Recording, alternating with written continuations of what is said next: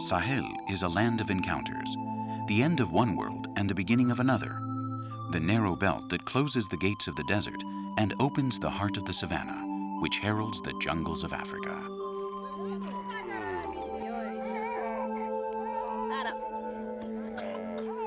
But even beyond geographic considerations, Sahel is an idea of survival, of men who fight every day to overcome the threshold of death awaiting them. Because this immense land of open plains and robust stony grounds is one of the severest geographies on the planet.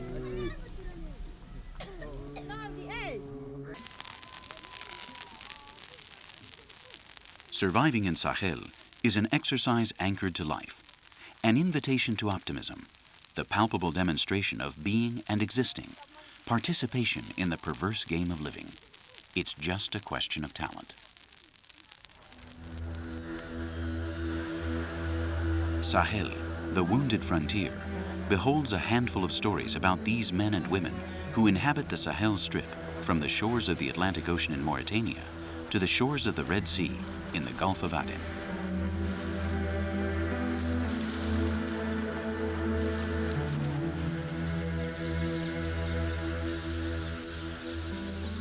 They are stories about 21st century men and women who are struggling to overcome desertification and the slow abandoning of the nomadic life, who are resisting the disappearance of a world dominated by music,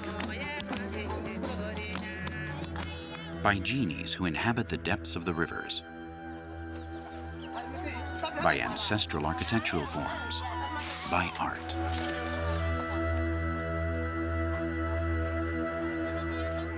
A peculiar and sincere culture that is fading by the hand of modernity. A modernity that is approaching Sahel, like the rest of the planet, loaded with progress and confusion, of hope for the future, and of dreams that will most likely never come true.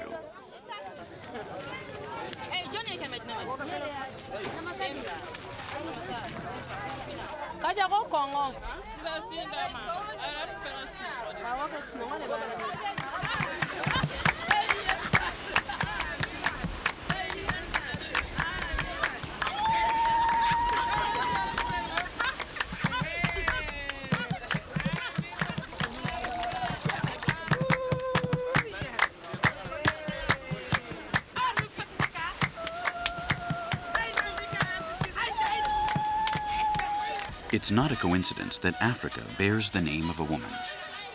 According to United Nations statistics, 80% of productive labor on the continent lies in the hands of women. The intricate labyrinth of ethnic groups, languages, and crossbreeding are owed to the women who have kept them alive despite the difficulties. In Sahel, this statement has become a general rule. Madame Bamba is the most influential person in the traditional fish market in Nouakchott, Mauritania. She buys 90% of all the manta ray and shark that is caught in the country by traditional methods. The fishermen come to sell from all over, from as far as the Arguin Bank in the north. She salts the fish, dries it, and exports it in large shipments that she sends to Ghana once a month.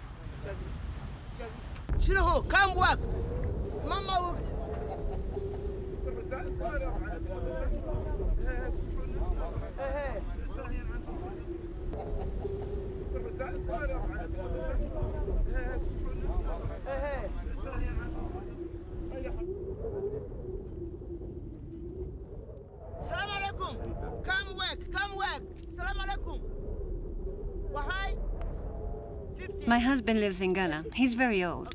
He comes for a week, makes sure that everything is the way he likes it, and then he leaves again for 3 months. I take care of the business and the house. I like to watch television and listen to music from Ghana, but I don't have time to. This work is very tiring, and I get very, very worn out. In addition to receiving those who offer their merchandise in her drawing room, Madame Bamba walks along the beach every morning in search of the best catches. Prices vary daily, and she negotiates in person.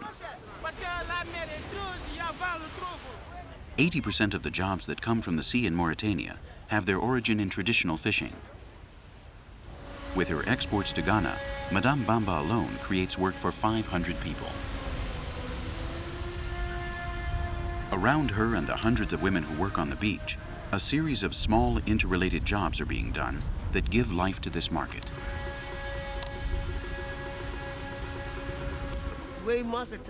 Yes, we all work together.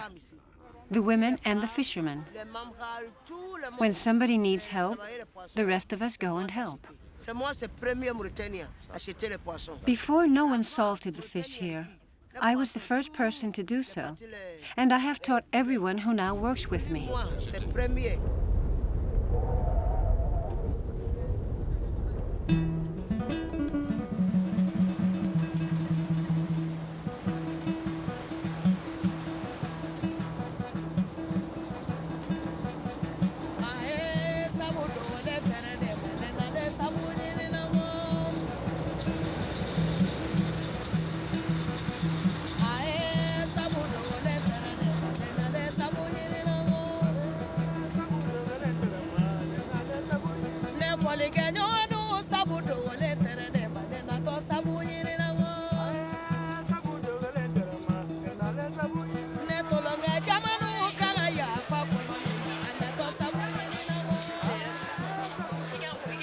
Another example of hard work and determination is Fanta, who has been working for 2 years in order to save enough money to pay for the expenses of her trip to France.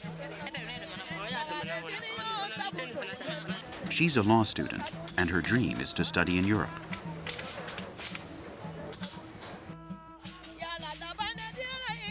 Her family does not have a lot of money, and in order to pay for her studies, she trades between Bamako and Timbuktu. During the rainy season, the Niger River acquires the water level needed by the big barges to travel up and down regularly. During this time, which lasts about 4 months, Fanta makes between 8 and 10 trips, which at the end of the season should secure her enough money to cover her first expenses for her trip to France.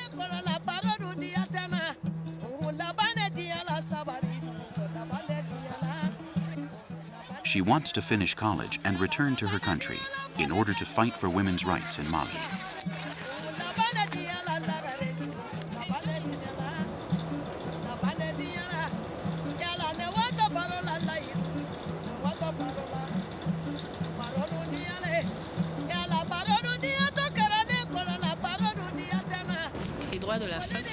Women's rights? I wonder if women in Mali have rights.